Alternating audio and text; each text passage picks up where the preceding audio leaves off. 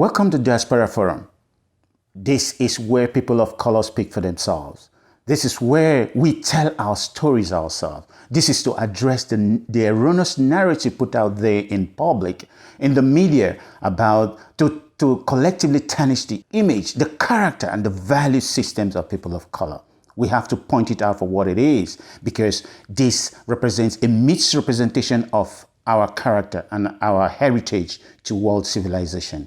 You can help me. You could be part of it if you like and subscribe to this YouTube channel. Do not forget to leave your comments below. And once again, like and subscribe our YouTube channel. Our topic for today will be children born, raised, and lost in diaspora. Again, children born, raised, and lost in the diaspora. But first of all, before we go into that, we'll go into proverb of the day. Yes, through your comments, through your suggestions, we decided to do a little bit of shuffle of our segments. So today we'll start with the proverb of the day, just like our elders in the day of old would speak to us when things become difficult. As you can see from the frame, the proverb of the day states, "When a goat chews, the kids watch her mouth." Again, when the goat chews, the kids watch her mouth. This actually dovetails into the topic of the day, which tells us about our children that are born here, that are raised here, and that are lost in diaspora.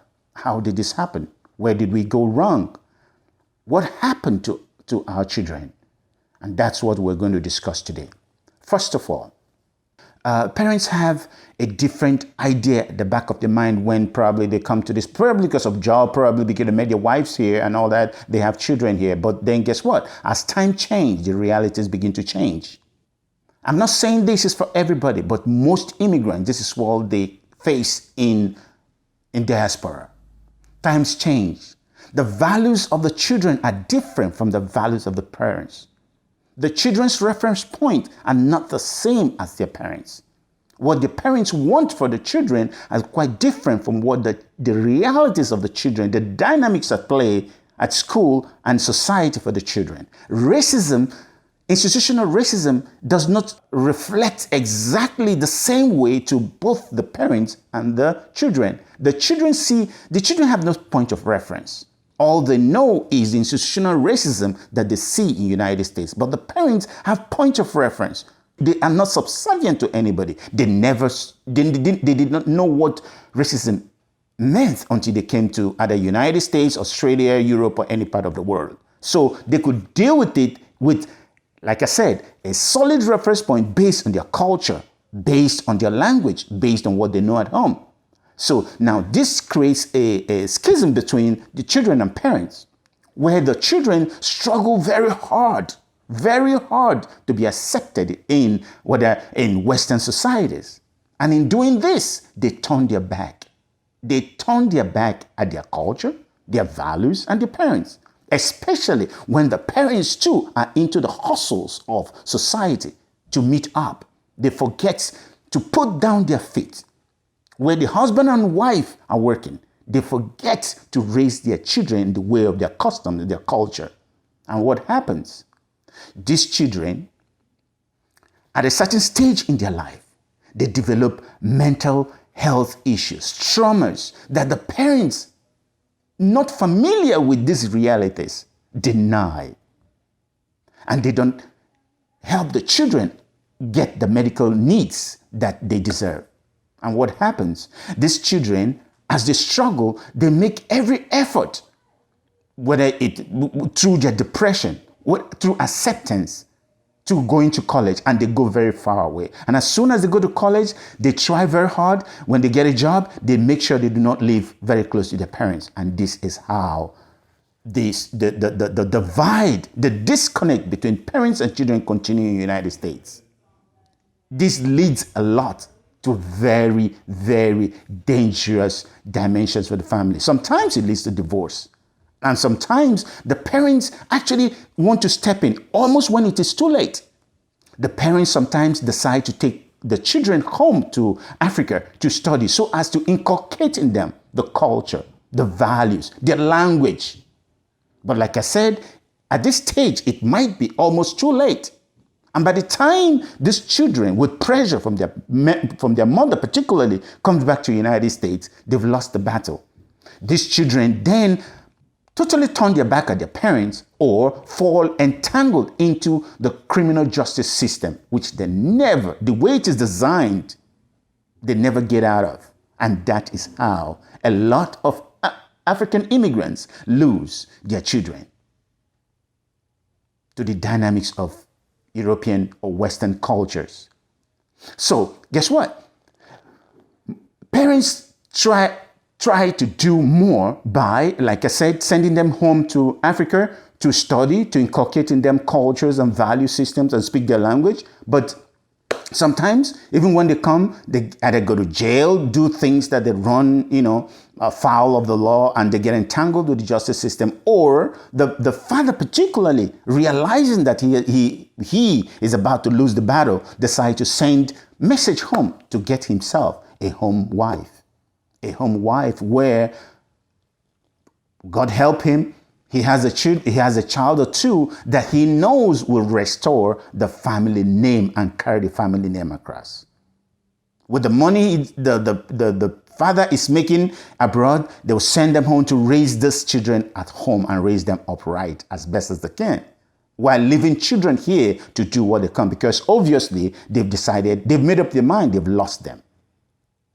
And what happens? Believing that these children born at home in the continent that can speak the language with respect, they are looking at their later years in life. Yes, later years, because that is what their fear is about.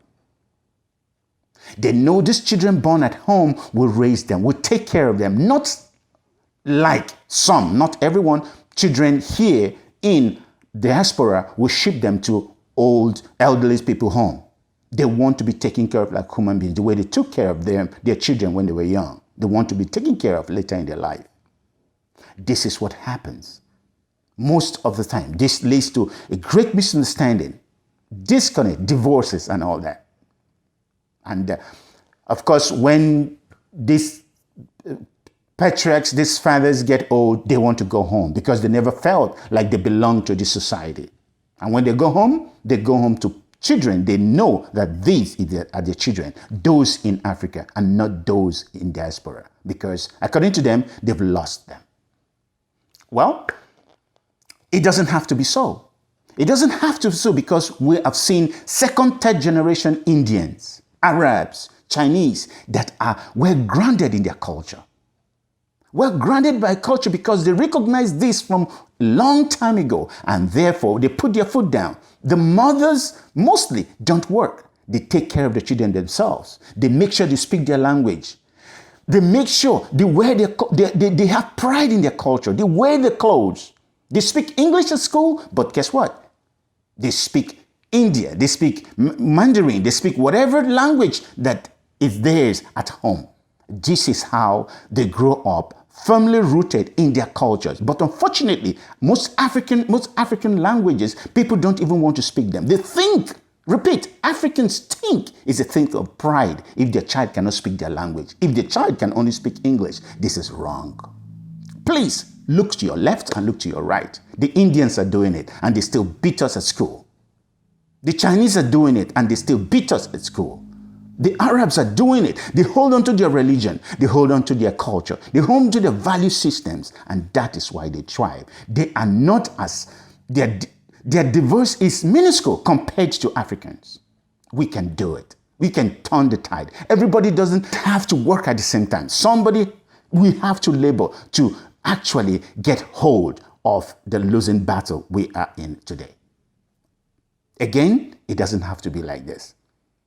If you doubt me, ask yourself, what African nation can teach the sciences, mathematics, or physics in its native language, like the Chinese, the Indians, or the Koreans? None. None. If you ask me today to read my native language, it's difficult for me. This is something I don't want to happen. Without teaching the sciences in your native language, it's difficult to transfer technology. And this is why African nations are failing. We can turn it. We have time. It's not too late. Teach your children your culture. Teach your children your language. Teach your children your value system. They should have pride in their culture. Because guess what? In their culture, they realize they find themselves.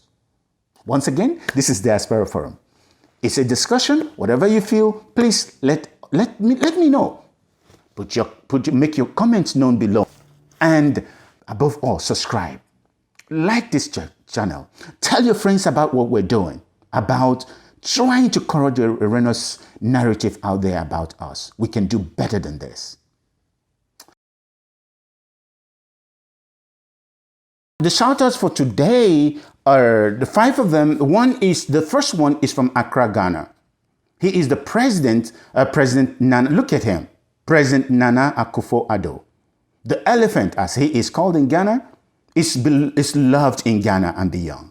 He has embarked on the construction of the 400 megawatts bridge power project, the world's largest liquefied petroleum gas-fired power plant, which, when completed, is expected to solve most of Ghana's energy needs. He has also made the country's imaginative Year of Return campaign possible, marking 400 years since the first slaves were shipped from its shores, which has brought a projected 500,000 visitors, boosting the tourism industry.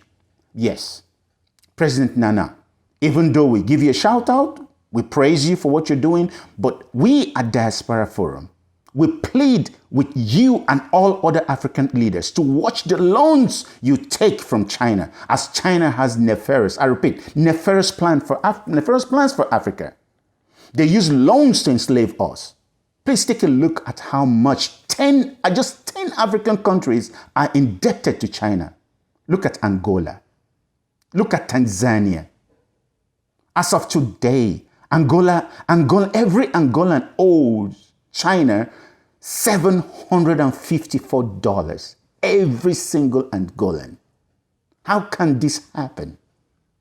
It is also said that Nigeria has ceded its sovereignty to China in event of a default. Gas industry and Angola's mining industry. Please, African leaders, have mercy on future generations. This is wrong. You are mortgaging the future of your children. This must stop. People should say something. Africa is losing it to China. We are losing everything to China. This greed must be checked. Ask yourself, and the worst part of it is this, ask yourself, is there any North African nation, any North African country on the list? Why is this so? Why are we like this? Please. Last week, I actually gave a shout out to the president of Ethiopia. Look at where he is there. Even in Tanzania, with all we hear about President John Magufuli. Look at where Tanzania is virtually a Chinese country. Nigeria to cede its sovereignty to China. What a shame, the giant of Africa. Look at how much we owe with all God has given to us. Somebody must have to speak to them. So please, President Nana Akufo, do something. Check the loans you guys take from China. China is taking over Africa. You are talking about the year of return? Guess what? There's another phase of enslavement of Africa. This time through China. Okay. We'll continue with the shout out. The next person will go to Rabat, but he's from Marrakesh, Morocco. Mr. Mole Hafid Elalami. Yes, Hafid Elalami. Please take a look at this guy. Hafid Elalami has built a personal fortune estimated at $620 million, becoming the 40th richest man in Africa. He's a stalwart of the Moroccan business scene. He has been Minister of Industry, Trade, Investment, and Digital Economy since 2013, masterminding Africa's biggest industrial success, that is Morocco. I repeat, Africa's biggest industrial success. Kudos to Morocco. He has also been vocal about the brain drain that has seen European companies poach Moroccan engineers and IT talent from the country. You see, somebody's actually doing something to reverse the trend. His work includes launching social programs in support of entrepreneurship, including the Mole Hafid Elalami, that's the MHE Young Entrepreneurs Competition, which provides financial support and guidance to the winners. Once again, Mr. Mole Elalami, congratulations. We see you and we thank you. You make Africa proud. Please keep it going. The third person is Mr. Ahmed Essawidi from Cairo, Egypt. Mr. Ahmed Essawidi took over a failing family business the family started in 1938 and turned it to one of Egypt's largest multinationals, now working in almost 45 countries and exporting to over 80 countries. His group was instrumental in Egypt's plan back in 2015 to increase power generation by more than 40%, a feat that it has achieved by building a number of power plants in record time. Essawidi is quickly expanding its services with many African governments, cutting him to replicate what he has achieved back home. Mr. Ahmed Essawidi, we thank you. You're doing a good job. Take a look at him again. And then the fourth one is, we go to Albania. This is in Tirana, Albania, by the name of Coach Ndubuisi Ebo. Coach Ndubuisi Ebo is of Igbo extraction from Nigeria. But Mr. Ndubuisi, he actually shows what we at Diaspora Forum have continually advocated: equal opportunity. Repeat, equal opportunity. Yes, if people of color are given an opportunity, the world will recognize. We'll see what we can do. And in this case, Mr. Ebo from Nigeria guided Albania's KF Tirana Football Club to top flight triumph in their centenary year, and has made history as the first African coach to lead a European team to a league title and qualification for UEFA Champions League or any European competition. Take a look at him. This is Albania. This is despite the hostile working environment conditions there for him, the name calling, the throwing of bananas in the field. I know Albania myself.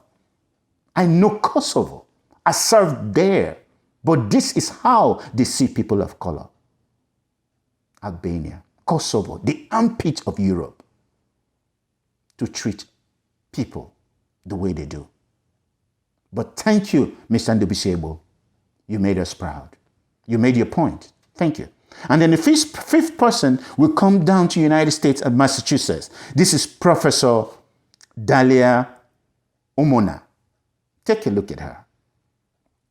Professor Dalia Omona is a clinical professor of law at Harvard Law School and the faculty deputy director of the law school's Criminal Justice Institute, where she supervises third-year law students in their representation of adult and juvenile claims in criminal and juvenile proceedings in Massachusetts courts, including the Supreme Judicial Court. Today, she is the first Nigerian professor at Harvard University. Yes, we are grateful, but really? The first? This is because we were not given the opportunity. In 2020, we are talking about a person of color being the first professor at Harvard University. This is sad, but we'll take it for what it is in 2020. Professor Mona, we greet you. Thank you so much for keeping your head down and doing all the right things. Welcome back to the segment. Remember, this is a discussion. You can always leave your comments below. Leave your comments below so we know how you feel about it. I'm not telling you this is the right way, but when we discuss it, we know what your feelings are about the topics raised, and then we know how to go about it. Maybe defend, or I might even apologize for certain things or retract some statements I made. But above all, I really look forward. Remember, I'm a motivational speaker. I'll be very glad to discuss facts. I would like to answer your questions directly. I look forward to speaking at the venue close to you. If you look at the screen you see my contact information. That is my Gmail address. That is my phone number, and that as well my Instagram. We are very grateful for you being here. We look forward to hearing from you. Above all, once again, subscribe to Diaspora Forum, like us, and let your friends know what is happening. We are really looking forward to hearing from you and African countries to change and become a better place conducive for people in diaspora to return and give their best to the continent. Thank you very much. We look forward to hearing from you again. Emeka Ray is my name.